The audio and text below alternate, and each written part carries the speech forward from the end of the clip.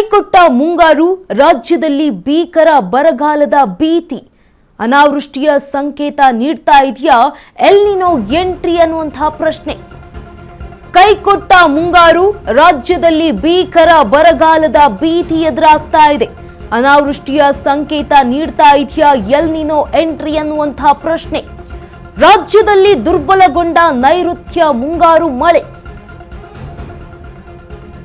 ಅತಿ ಹೆಚ್ಚು ಮಳೆ ಬೀಳುವ ಮಲೆನಾಡಿನಲ್ಲೇ ಮಳೆ ಮಾಯ ಆಗಿದೆ.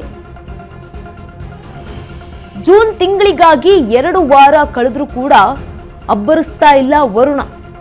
ರಾಜ್ಯದಲ್ಲಿ ವಾಡಿಕೆಗಿಂತ 21% ಕಡಿಮೆ ಮಳೆಯಾಗಿದೆ. ಕರಾವಳಿಯಲ್ಲೂ ಕೂಡ ವಾಡಿಕೆಗಿಂತ 41% ಕಡಿಮೆ ಮಳೆಯಾಗಿರುವಂಥದ್ದು. ಕಾವೇರಿ ಕಣಿವೆ ಜಿಲ್ಲೆಗಳಲ್ಲೂ ವಾಡಿಕೆಗಿಂತ 36% ಮಳೆ ಕಡಿಮೆಯಾಗಿದೆ. ಕೈಕೊಟ್ಟ ಮುಂಗಾರು, ರಾಜ್ಯದಲ್ಲಿ ಇದೀಗ ಭೀಕರ ಬರಗಾಲದ ಭೀತಿ ಎದುರಾಗ್ತಾ ಇದೆ. ಅನಾವೃಷ್ಟಿಯ ಸಂಕೇತ ನೀಡ್ತಾ ಇದೆಯಾ ಎಲ್ ನಿನೋ ಎಂಟ್ರಿ ಅನ್ನುವಂತಹ ಪ್ರಶ್ನೆ ಮತ್ತೊಂದು. ರಾಜ್ಯದಲ್ಲಿ ದುರ್ಬಲಗೊಂಡ ನೈಋತ್ಯ ಮುಂಗಾರು ಮಳೆ. ಅತಿ ಹೆಚ್ಚು ಮಳೆ ಬೀಳುವಂತಹ ಮಲೆನಾಡಿನಲ್ಲೇ ಮಳೆ ಮಾಯ ಆಗಿರುವಂಥದ್ದು. ಜೂನ್ ತಿಂಗಳಾಗಿ 2 ವಾರ ಕಳೆದ್ರೂ ಕೂಡ ವರುಣ ಅಬ್ಬರಿಸ್ತಾ ಇಲ್ಲ ರಾಜ್ಯದಲ್ಲಿ ವಾಡಿಕೆಗಿಂತ 21% ಮಳೆ ಕಡಿಮೆಯಾಗಿರುವಂಥದ್ದು.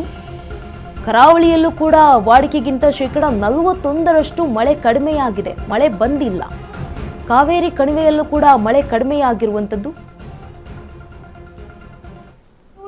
ಮೋಡ ಕವಿದ ವಾತಾವರಣ ಕಳೆದೊಂದು ವಾರದಿಂದಲೂ ಸಹ ನಾವು ನೋಡ್ತಾ ಇದ್ದೀವಿ. ಆದ್ರೆ ಆ ವಾತಾವರಣಕ್ಕೆ ತಕ್ಕಂತೆ ಮಳೆಯ ಪ್ರಮಾಣ ಸದ್ಯಕ್ಕೆ ಆಗ್ತಾ ಇಲ್ಲ, ಕಡಿಮೆ ಆಗ್ತಾ ಇದೆ ಅನ್ನುವಂಥದ್ದು. ಜೊತೆಗೆ ರಾಜ್ಯದ ಯಾವ್ಯಾವ ಭಾಗದಲ್ಲಿ ಎಷ್ಟೆಲ್ಲ ಮಳೆ ಆಗುತ್ತೆ, ಈ ಎಲ್ಲದರ ಮಾಹಿತಿಯನ್ನ ತಿಳಿಸುವುದಕ್ಕೆ ನನ್ನೊಟ್ಟಿಗೆ ಹವಾಮಾನ ವಿಜ್ಞಾನಿ ಆಗಿರುವಂತಹ CS ಪಾಟೀಲ್ ಅವರು ಇದ್ದಾರೆ. ಅವ್ರನ್ನ ಮಾತನಾಡಿಸ್ತಾ ಹೋಗ್ತೀನಿ. ಸರ್, ಕಳೆದೊಂದು ವಾರದಿಂದಲೂ ಸಹ ಬೆಂಗಳೂರಿನಲ್ಲಿ ಮೋಡದ ಕವಿದ ವಾತಾವರಣ ಇದೆ. ಸೊ ಮುಂದಿನ ವಾರ ಯಾವ ರೀತಿಯಾಗಿ ಮಳೆ ಆಗುವಂತ ಸಾಧ್ಯತೆ ಇದೆ? ಜೂನ್ 15ರಿಂದ ಜೂನ್ 18ರವರೆಗೆ ಬೆಂಗಳೂರಿನಲ್ಲಿ ಹಗುರದಿಂದ ಸಾಧಾರಣವಾಗಿ ಕೆಲವು ಕಡೆ ಮಾತ್ರ ಮಳೆಯಾಗುವ ಸಾಧ್ಯತೆಗಳದಾವು.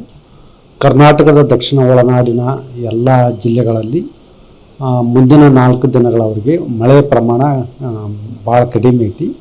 ಆದರೆ ಕೆಲವು ಕಡೆ ಹಗುರದಿಂದ ಸಾಧಾರಣವಾಗಿ ಮಳೆಯಾಗುವ ಸಾಧ್ಯತೆಗಳದಾವು.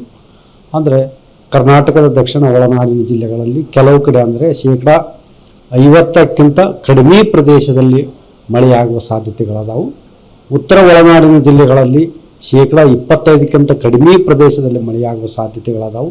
ಉತ್ತರ ಒಳನಾಡಿನ ಜಿಲ್ಲೆಗಳಲ್ಲಿ ಕೂಡ ಮುಂದಿನ 4 ದಿನಗಳವರೆಗೆ ಜೂನ್ 15ರಿಂದ ಜೂನ್ 19ರವರೆಗೆ ಮಳೆ ಪ್ರಮಾಣ ಅತಿ ಕಡಿಮೆ ಐತಿ. ಮುಂದೆ ಜೂನ್ 19ರ ನಂತರ ಸ್ವಲ್ಪ ಮಳೆ ಪ್ರಮಾಣ ಏರಿಕೆಯಾಗುವ ಸಾಧ್ಯತೆಗಳದಾವು. ಕರಾವಳಿ ಜಿಲ್ಲೆಗಳಲ್ಲಿ ಕೂಡ ಮಳೆಯ ಪ್ರಮಾಣ ಗಣನೀಯವಾಗಿ ಕಡಿಮೆ ಆಗಿದೆ. ಮುಂದಿನ ಒಂದು ವಾರದವರೆಗೆ 75% ಪ್ರದೇಶದಲ್ಲಿ ಮಾತ್ರ ಮಳೆಯಾಗುವ ಸಾಧ್ಯತೆಗಳದಾವು. ಮತ್ತು ನಾವು ಕರ್ನಾಟಕ ರಾಜ್ಯಾದ್ಯಂತ ಯಾವುದೇ ಭಾರಿ ಮಳೆಯಾಗುವ ಸೂಚನೆಗಳ ಬಗ್ಗೆ ನಾವು ಅಲರ್ಟ್ ಕೊಟ್ಟಿರೋದಿಲ್ಲ. ಮುಂದಿನ ಒಂದು 4 ದಿನಗಳವರೆಗೆ ಜೂನ್ 14ರಿಂದ ಜೂನ್ 18ರವರೆಗೆ. ಇದಕ್ಕೆ ಮುಖ್ಯ ಕಾರಣವೇನೆಂದರೆ ಮನ್ಸೂನ್ ಗಾಳಿ ಭಾರಿ ದುರ್ಬಲವಾಗಿದೆ. ಇದರಿಂದ ನೈಋತ್ಯ ದಿಕ್ಕಿನಿಂದ ಗಾಳಿಯ ಸ್ಟ್ರೆಂತ್ ಕಡಿಮೆ ಆಗಿರೋದ್ರಿಂದ ಮಿಡ್ ಲ್ಯಾಟಿಟ್ಯೂಡ್ ವೆಸ್ಟರ್ನಿಂದ ಬರುವಂಥ ಅಂದರೆ ವಾಯುವ್ಯ ದಿಕ್ಕಿನಿಂದ ಬರುವಂಥ ಗಾಳಿಯ ನಮ್ಮ ಕರ್ನಾಟಕಕ್ಕೆ ಪ್ರವೇಶ ಆಗುವುದರಿಂದ ಅಷ್ಟೊಂದು ಮಳೆ ಈಗಿಲ್ಲ. ಮುಂದೆ ಜೂನ್ ಕೊನೆಯ ವಾರದಲ್ಲಿ ಮಳೆ ಆಗುವ ಸಾಧ್ಯತೆಗಳದಾವೆ. ಇಂದು ಮತ್ತೆ ನಾಳೆ ಬೆಂಗಳೂರಿನಲ್ಲಿ ಯಾವ ರೀತಿಯಾಗಿ ಮಳೆ ಆಗುತ್ತೆ? ಬೆಂಗಳೂರಿನಲ್ಲಿ ಮುಂದಿನ 4 ದಿನಗಳವರೆಗೆ ಕೆಲವು ಕಡೆ ಮಾತ್ರ ಹಗುರದಿಂದ ಸಾಧಾರಣವಾಗಿ ಮಾತ್ರ ಮಳೆಯಾಗುವ ಸಾಧ್ಯತೆಗಳದಾವು. ಅಷ್ಟೊಂದೇನು ಬೆಂಗಳೂರಿನಲ್ಲಿ ಭಾರಿ ಮಳೆಯಾಗುವ ನಿರೀಕ್ಷಣೆಗಳು ಈ ವಾರದಲ್ಲಿ ಇಲ್ಲ. ನೋಡಿದ್ರಲ್ಲ, ಒಟ್ಟಾರೆಯಾಗಿ ಈ ಬಾರಿ ಮಳೆಯ ಪ್ರಮಾಣ ಅಂದ್ರೆ ಕಳೆದ ವರ್ಷಕ್ಕೂ ಕಂಪೇರ್ ಮಾಡಿದ್ರೆ ಈ ಬಾರಿ ಮಳೆಯ ಪ್ರಮಾಣ ಕಡಿಮೆ ಆಗಿದೆ. ಜೊತೆಗೆ ಈಗಿನ ಕ್ಲೈಮೇಟ್ ನೋಡಿದ್ರೆ ಹೆವಿ ಮಳೆ ಆಗುತ್ತೆ ಅನ್ನುವಂತಹ ರೀತಿಯಲ್ಲಿ ನಮ್ಗೆಲ್ಲ ಇದು ವಾತಾವರಣ ಇದೆ. ಬಟ್ ಸದ್ಯಕ್ಕೆ ಬಂದಿರುವಂತಹ ಮಾಹಿತಿ ಪ್ರಕಾರವಾಗಿ ಅಷ್ಟೊಂದು ಮಳೆ ಇಲ್ಲ, ಕಡಿಮೆ ಪ್ರಮಾಣದಲ್ಲಿ ಮಳೆ ಆಗುವಂತ ಸಾಧ್ಯತೆ ಇದೆ ಅನ್ನುವಂತ ಮಾಹಿತಿಯನ್ನ ತಿಳಿಸಿದ್ದಾರೆ. ಕ್ಯಾಮರಾ ಪರ್ಸನ್ ರಾಜು ಜೊತೆ ಲಕ್ಷ್ಮೀ ಬಾಗಲಕೋಟಿ, ಅಶ್ವಗ ನ್ಯೂಸ್, ಬೆಂಗಳೂರು.